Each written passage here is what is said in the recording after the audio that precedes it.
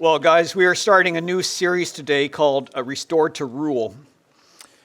I think this is a really critical topic for us to hit on because I'm not sure we view ourselves as rulers. Do you start off your week saying, woohoo, this is a week I get to rule? And what exactly does that mean? And so what we want to do is we want to hone in saying, who did God create you to be? And maybe we've fallen a little bit from that, but he wants to restore us back to that. And so to understand that, we really need to begin with a better understanding of who God is. If we don't understand who God is, we cannot understand really then who we are as a result. So why don't I just pray as we get into this? Father, we're here today, and one of our biggest struggles is that we don't fully understand you. If we understood you fully, then that would change so much about how we approach life in this world. So, Father, I pray that somehow through what we talk about this morning, you would give us a deeper sense of awe of you, an appreciation for you, and an understanding of you that will start to change how we view life and we even view ourselves. So, Father, would you be at work now? Would you speak to us in some way? In Jesus' name. Pray. Amen. If we're going to talk about God as being the ultimate ruler, we're going to have to work through a little bit of some of our tensions with that. Because if God is the ruler over all creation, king of creation, then why is creation so messed up? Why does he allow things to happen as they are happening? Why are there natural disasters? Why are there nations waging war against other nations? Why do evil people just treat you evilly? And maybe more hitting home is, why does he let me do evil to you? Why does he let me do whatever I feel like doing to you? And why do I hurt relationships? You know, this is a tension that our society has with the concept of God. Probably one of the biggest tensions is, if a good and powerful God exists, then why does evil happen in this world? And why does evil happen to me? And that simple question derails people in their walks with God. It derails people in their journey. And so what we want to do is we want to sort of tackle that a little bit. I want to talk a little bit about something that King David said. King David, he's king over Israel. He's the second king. Israel had no king. And then they said, God, we want to be just like all the other nations. Would you give us a king too? And God's saying, but I'm your king. No, we want a human king. We want a king that's just like all the others who will tell us what to do. And he say, are you sure you want that? He says, it won't necessarily go well for you. He says, no, we really want it. So God gives them the king, King Saul, and things do not go well for them. Because there is a tendency that power corrupts, right? Saul, who was this insecure guy, became king over Israel, and his insecurities just controlled. He had to control everyone. He had to control everything. And whenever there was a threat to his reign and rule, he had to stamp it out. In fact, he tried to kill this shepherd boy by the name of David, because David was growing in popularity. But this is, so then God eventually, because of how Saul was handling things, God said, Saul, I'm taking away the kingdom from you and I'm giving it to someone who's better than you, someone who will have a heart for me. And so God hones in on this shepherd boy by the name of David. He was the least in his family. He was the youngest kid. And you know, how many of you are the youngest kids? We just don't matter. Or I personally think we're the favorites. But in that scheme, like the oldest, the firstborn was the in one. Lowest in the family, not so much. Youngest in the family, not so much. But God intervenes into David's life in such a way that he takes this mere little shepherd boy out in the fields and he raises him to prominence in Israel to the point where then God anoints him to be the second king. A second king after God's own heart. And so, in fact, God made the reign of King David to be a picture of God's reign over creation. So it's kind of cool to think this little shepherd boy that God raised up to be king is now going to become a picture for us of God as king. Now, we're going to discover that David was a flawed king still. He wasn't perfect because he's human. His sin nature still kicked in at times. But God still used that reign to sort of give a picture of who he is. David's done his life reigning. He's now at the end of his life, and he's about to hand over the kingdom to his son Solomon. Solomon's going to become one of the greatest kings of all human history. And before he does so, there's one thing David was not able to accomplish in his reign. God told him he wasn't allowed to do it. And that was to build the temple, a dwelling place, a representation, a physical representation of on earth, of God's dwelling in the midst of Israel, the temple. The tabernacle fulfilled that purpose up to this point in time, but the tabernacle is just a tent, a portable tent. And David's thinking, man, I'm in these houses of cedar. God needs a place that's a representation of his presence better than just a tent. But God said to David, yeah, okay, let's go with that, but you're not the person to do it because you've been a man of war and bloodshed. I want the person who builds this temple that's a representation of my presence in the Israel community to be a king of peace.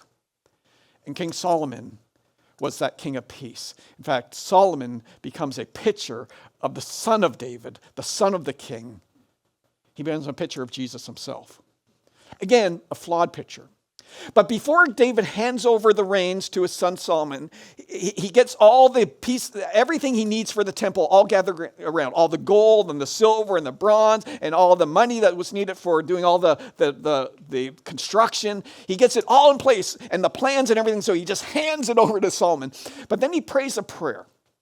Again, this is at the end of his life. He prays this prayer. Listen to what he says in 1 Chronicles chapter 29.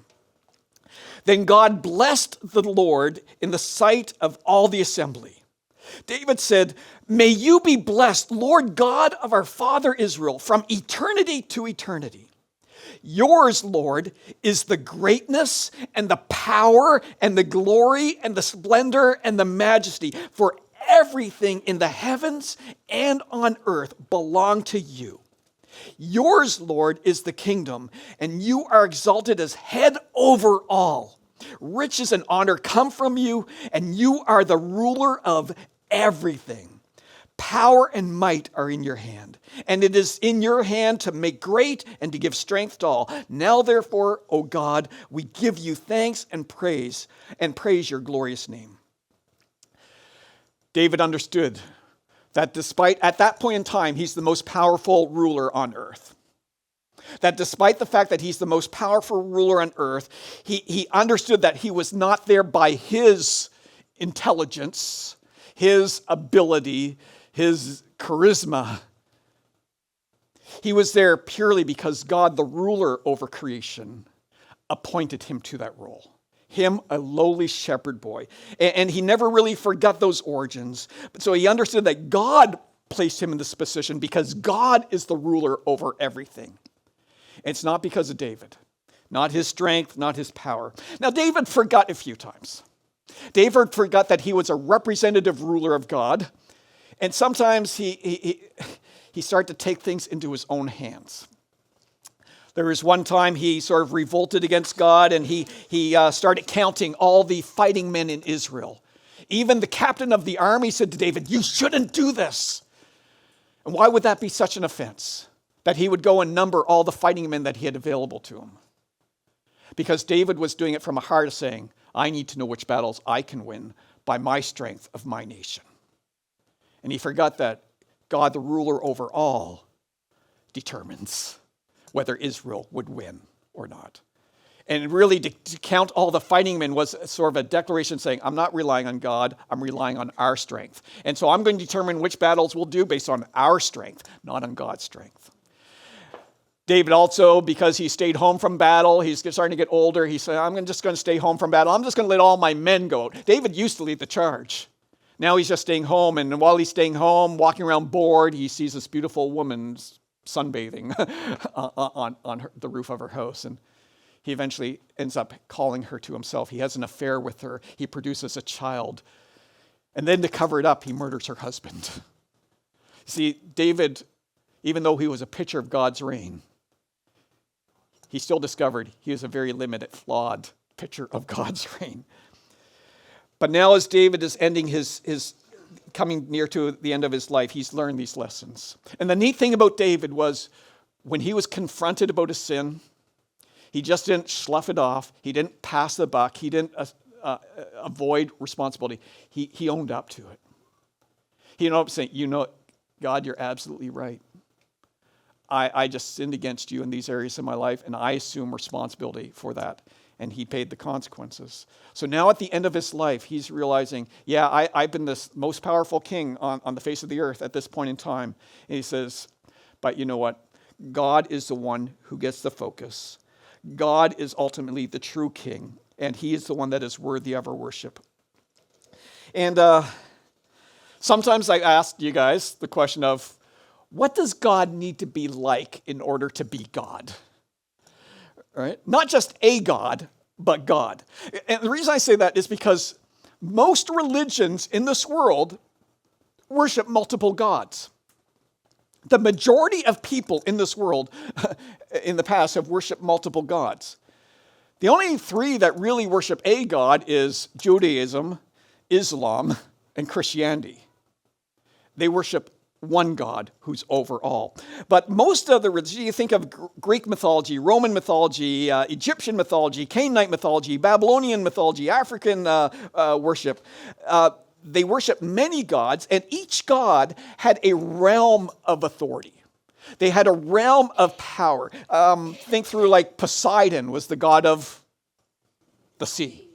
Hades was god of the dead, the underworld. Baal was the god of the rains and fertility and agriculture. You see, each god had a realm of area. Even in the Old Testament, one nation would come against Israel and fight against them, and they would lose in the valley. And they said, oh, well, their God must be a god of the valley, so let's fight them up in the hills. But then they'd lose in the hills, and oh man, their God's a god of the hills. Okay, we need to, and they kept thinking, according to the realm of authority of that specific God. And David is saying, no, God is ruler over all things. So understand that when we even think about that question, when I say, what does God need to be like in order to be God? You're automatically operating from a basic default position of a Judeo-Christian mindset that says there's one God. And if there's one God, what must he be like? Keep in mind, most of the world doesn't think that way. Well, maybe majority, because Christianity is the biggest religion right now. Islam would be close behind. But anyways. We believe that God must not merely be a superhuman who's got limitations and flaws. We believe that God must need to be all-knowing. If God is not all-knowing, he can't be trusted to do what's best because he doesn't necessarily know what's best. He knows what's best from the limits of his knowledge, but maybe there's more outside his knowledge. In which case, we can't really trust God to do what's best. So we believe that God to be God must be all-knowing. We believe that God to be God must be all-righteous. If God's not all-righteous, that means he can be incredibly self-centered at times. He cannot do evil. He can do what's bad for you and good for him. He cannot always love you. And so we're believing that, no, but if God really exists as we think God must exist, then he's got to be all righteous. In other words, God in his nature can only do what's right. And then God must also be all powerful. Because if God isn't all powerful, then he can be defeated. There is something over him, something greater than him. And in other words, there may be problems that arise in your life that are too big for God. But none of those things, if they're not true, or those things, if they're not true, would bring a real sense of insecurity in our faith. If God's not all-knowing, if he's not all-righteous, if he's not all-powerful, then what type of God is he? And is he a God that can be trusted? Is he a God that can be relied on? Is he a God that I should turn to? Or do I need to keep control myself? So interesting enough, every single tension we have with God, is God all-knowing? Does he see me? Does he care? Is God all-righteous? Will he always treat me in a right way?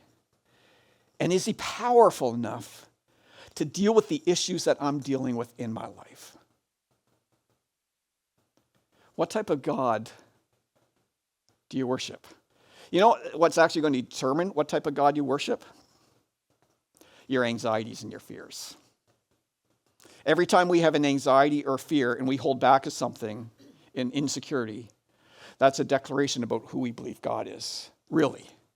I mean, intellectually, I might think God is this way, but experientially, no, I don't think he's really seeing my situation. I don't think he really has a way through this. I don't think he's going to provide for me. I don't think he's going to give me everything I need for life. And therefore, I need to take control. And because I don't really have control, then I become a little bit fearful and anxiety starts to rise in my life. When we lose sight of God, it starts to distort our view of life on earth.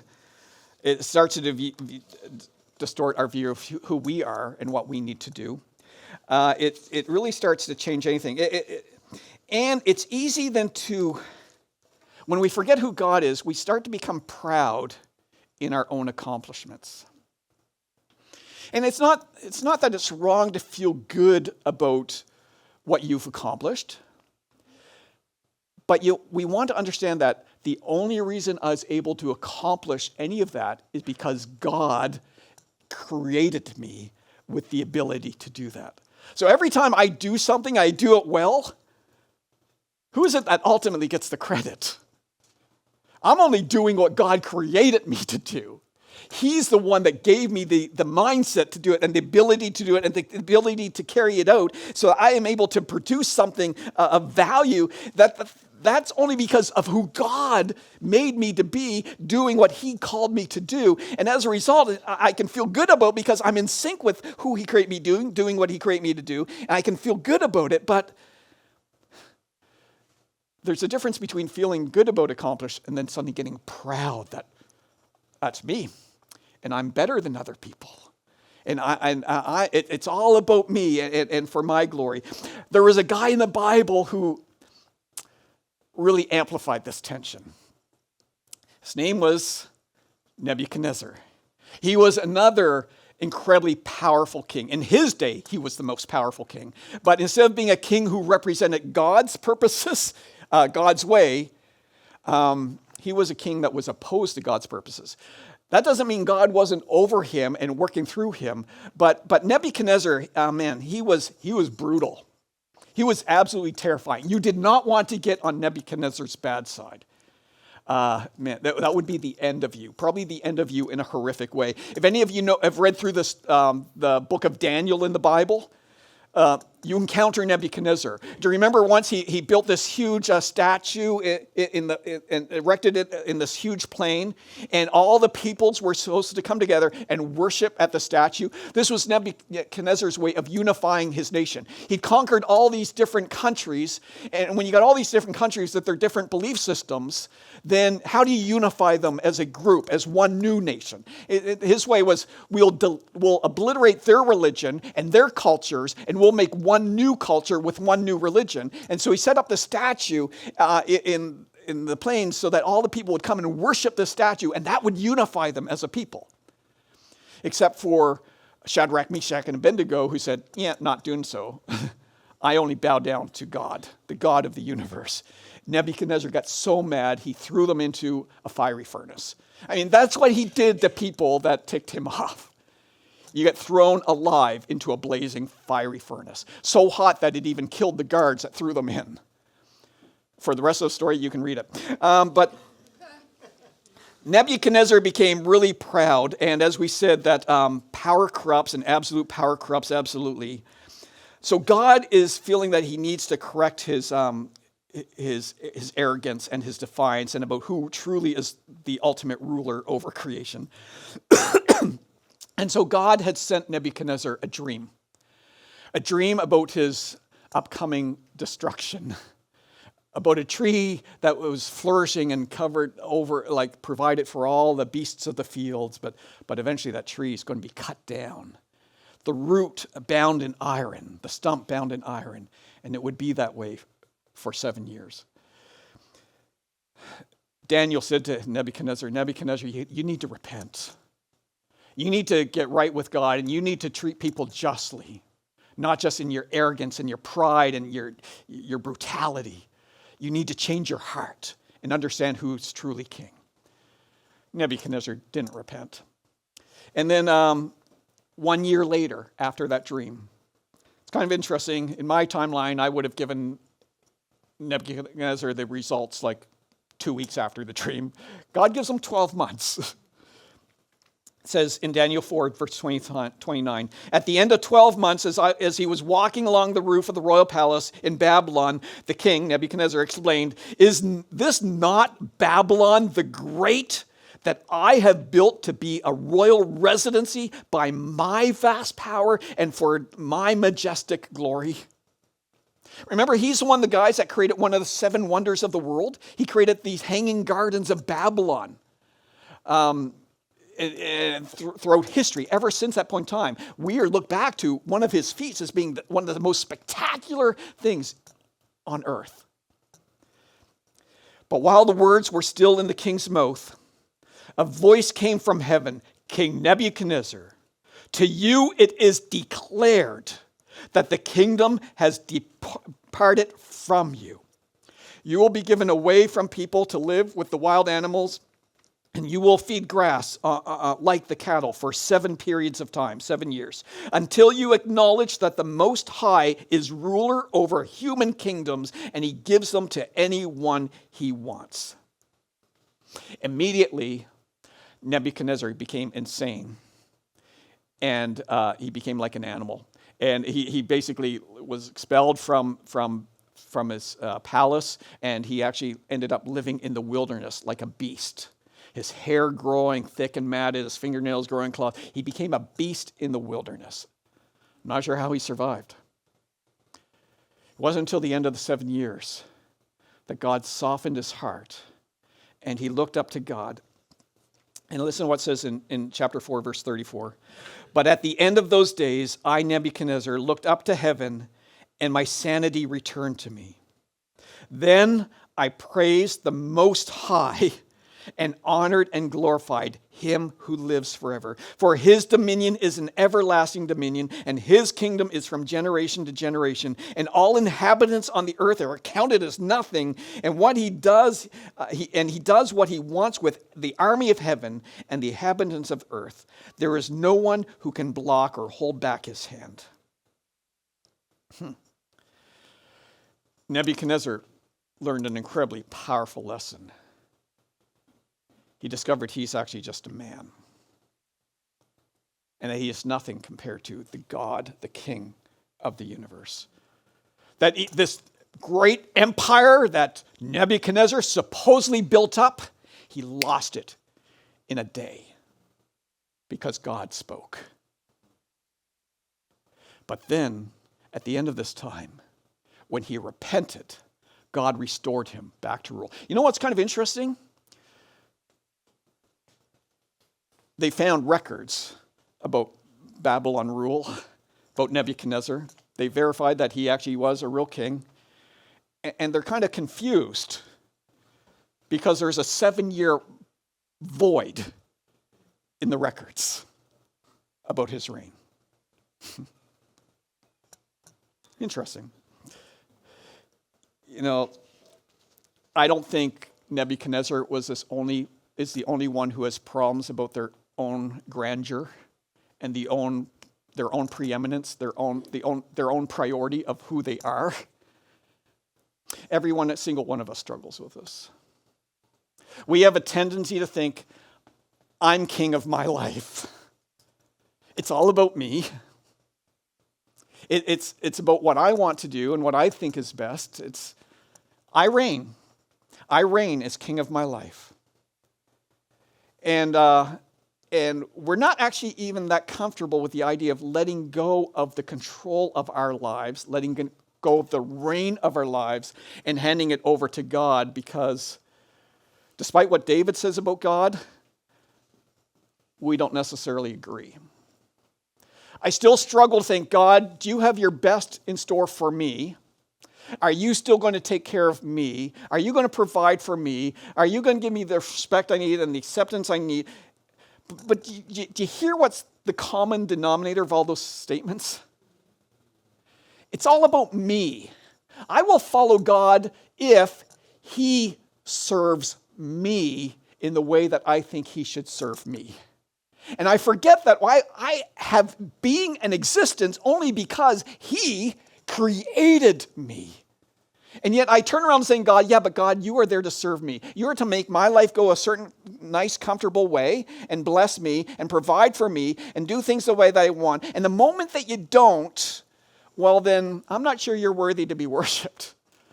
Well, then you're never actually worshiping God. I'm actually worshiping me. It's all about me. And God, as long as you do things for me and my way, then I will acknowledge you and I'll let you be involved in my life. But it's such a distortion if you look at the big picture, right? I only exist. I exist because God thought of me. He came up with the idea of me. Everything about my life is all his doing. The good stuff, not the bad stuff. We'll get into the bad stuff as we go through these upcoming weeks. But the good stuff, every good gift, the Bible says, is from God. I become so proud of my own self-existence, not understanding it all belongs to him.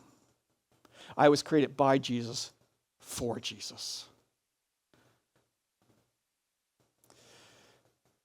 We sometimes get confused because we're not all-knowing, we're not all-wise, and we're not all-powerful, but we like to judge God as if we are. I like to judge God because there's lots of times, God, I would not have done things that way. God, I think there's actually a better way you should have done this, and I'm actually kind of bitter, God, that you didn't do it that way. And it's easy for me to think, God, I actually know better than you. I have a better picture here, God, of what justice should look like and how I should be treated and blessed. And God, so God, obviously, you're not as smart as me. We would never say that, right? Maybe. But we feel it. We judge God a lot because we think we actually know better. There was one guy who really struggled with this, and we can understand it. You know the guy, his name is Job in the Bible, and Job experienced a pretty extreme scenario in his life. For those of you who know the story, Job was one of the wealthiest men on earth. He was blessed by God, and he worshiped God. He adored God. In the time when they did sacrifices, Job even did sacrifices for his children in case they did some sin that they didn't even know about. He wanted to cover all the bases to make sure that they were in a right relationship with God, that their sin was accounted for. And so Satan comes before the throne of God, and we're kind of not 100% sure what this role of this Satan is. But this Satan comes before God. God says, hey, have you seen my servant Job down on earth? And Satan goes, yeah, of course he worships and adores you. Look at how you're blessing his life. If God blessed you abundantly, wouldn't you be praising God too? But Satan said this, you just take away everything you blessed him with, then see how he treats you. Is he actually worshiping you and adoring you because of who you are, God, or because of how you've blessed him? So Job is really challenging this whole idea of why people were worshiping God. They're saying it's because of what they get out of it. It's not because of who you are. God's saying, okay, let's put this to the test. Satan, you have the right to take all that stuff away from Job. You just can't affect him personally, his health, his body. So Satan does that. Satan raises up other nations, which is kind of interesting that he has the authority and the power to do so. And these nations came and they attacked all of Job's property. They killed the servants, and he stole all their livestock. And then on top of that, he caused a wind to come and collapse a house where all of Job's children were dining together. And every single one of his children were killed in an instant. How are you feeling about the justice of God and the goodness of God? if you're Job, or even as you look at Job's story. It raised a lot of tension. Despite that, Job still said to God, but God, the Lord gives and the Lord takes away. He has the right to do that. All of this was his. He can bless us with it and he can take it away. Because he is God over all things. He has a right. Job is saying, after he lost every single one of his children, after he lost his entire livelihood and his wealth, he's still saying, but God has a right. So Job then says, or Satan says to God, okay, yeah, he's saying those things because he's not personally touched. Those are just circumstantial things around him. Yeah, his kids, but that's still their lives. You touch him personally, then we'll see how he treats you as God. So God says, okay, Job, we'll ramp this up a little bit more. You can attack him physically, but you can't take his life. So Satan comes and he covers Job with these boils on his skin. And Job is he's in suffering. And he just wears sackcloth as a symbol of his shame and his defeat. And he's taking broken shards of pottery, just scraping the boils off his skin. And Job's saying, God, why? And so then Job has 3 friends that come around to comfort him. And you know how the comfort goes. Job, there's some things you need to hear. Job, obviously there's some sin in your life that is evoking everything that you're experiencing. Because obviously God blesses the righteous and he curses the wicked. And you're being cursed right now, so obviously you're the wicked. You need to own up to your sin, Job. And Job said, but there's no unconfessed sin in my life. I said, well, there's obviously something. And the whole book of Job, it's poetically structured, but the whole idea, Job, his 3 friends sort of, Job, you've done something wrong and you need to make it right. And Job's saying, but I haven't and I don't deserve this. And it just goes back and forth, back and forth, back and forth. Until finally, Job has an opportunity to encounter God. And it says he's brought his case because what Job is thinking is this. I'm going to bring all my suffering towards God, and I'm going to reveal to God that this is not deserved. That I've done nothing to deserve all this suffering. And I'm going to come before God, and I'm going to lay my case up before God, and God's going to say, oh, Job, oh, man, you actually have a point there. You're actually right, Job. And man, I'm sorry those things happened to you, Job. Oh, let me correct that right away. But that's what Job is thinking in his head is going to happen. So Job comes before God, and these are the words that God says. I'm just going to give you a small sample here. He does this over 3 chapters, but let's Job 38, verses 1 to 7. He says, then the Lord answered Job from the whirlwind. Notice he didn't just come in a soft, gentle whisper this time. He just didn't come as a pillar of light. He didn't speak like from a burning bush. He comes as a whirlwind before Job. And he says, who is this who obscures my counsel with ignorant words? Get ready to answer me like a man. When I question you, you will inform me. Where were you when I established the earth? Tell me if you have understanding. Who fixed its dimensions? Certainly you know.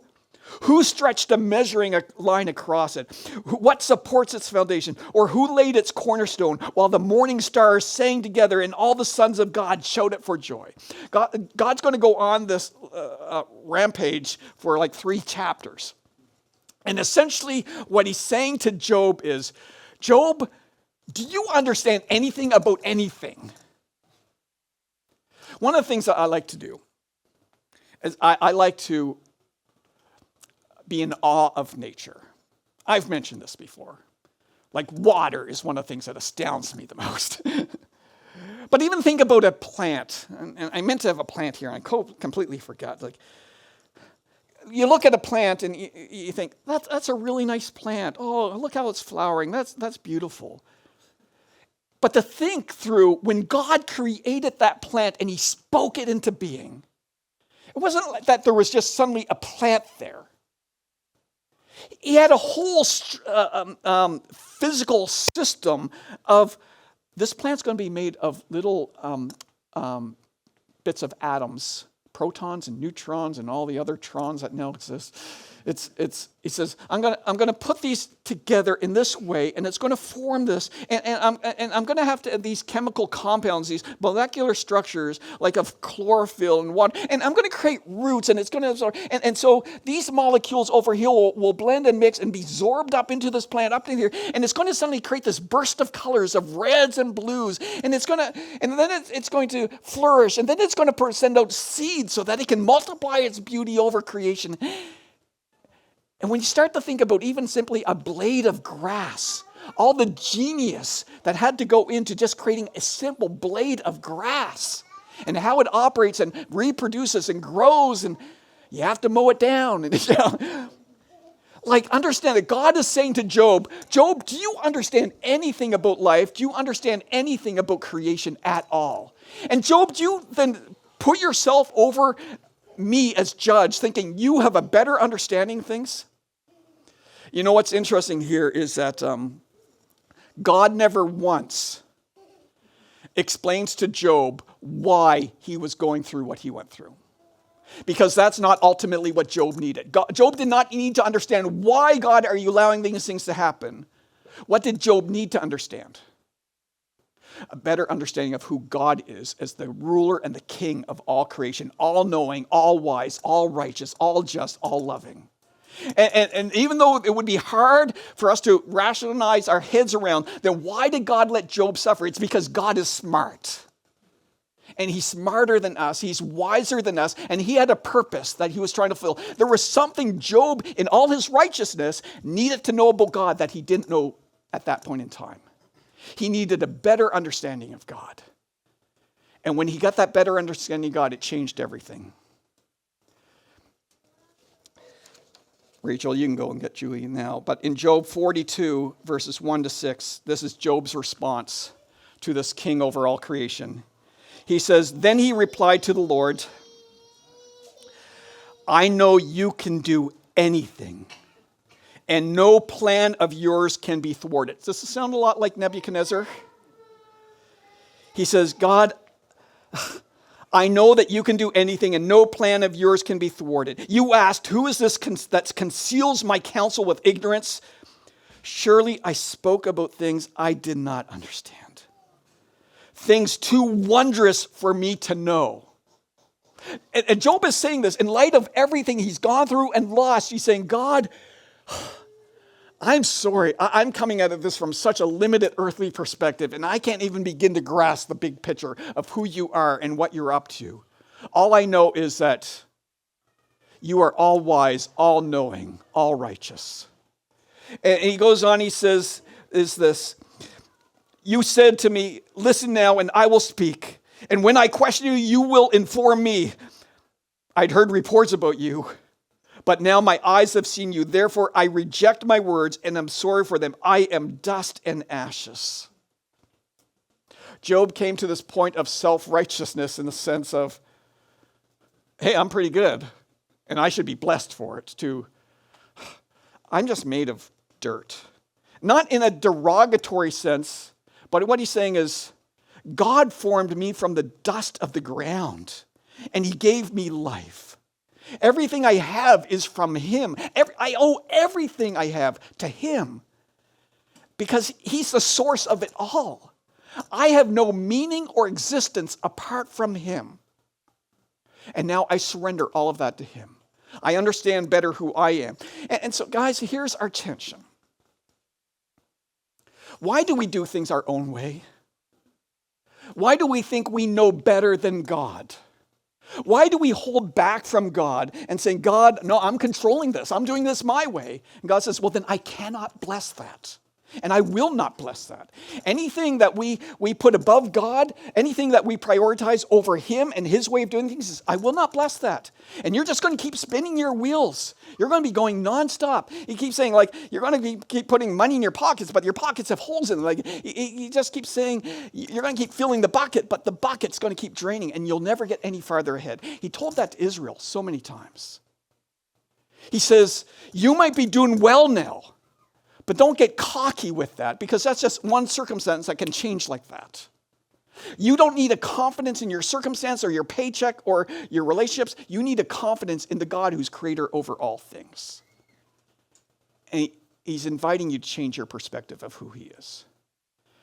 The interesting thing is when Job changed his perspective, God then increased him far beyond what he even had before. He gave him so much more blessing than what he had before when he was just doing everything right. Because now he had a better understanding of who God is. And he says, God, I give it all over to you. I'm going to invite the worship team to come, but as they come, I really want you thinking, what are you doing in your own strength right now? Where do you keep seeming to hit a wall in your life and you can't go further because God's not in control of that area, because you have the controls? Where are you spinning your wheels and not making any headway? Where are you just trying to stay on top of life, but you don't have any deeper joy or peace in the midst of doing that, because ultimately you're doing it in your strength as opposed to God's strength? See, when God is the ruler over all, and you just saying, okay, God, it's all yours, do with it what you wish, then God will give you peace and joy even in the midst of chaos and the suffering and loss. He will still be there as a source of strength for you that you cannot have when you don't surrender to him. So even right now, as we go into a time of worship, is there something that God's speaking to you in your heart saying, you're not surrendering this to me. You're controlling this. And I can't bless it. Let go. Let go of it now. And trust me. And then, how are you going to respond? Let's stand together.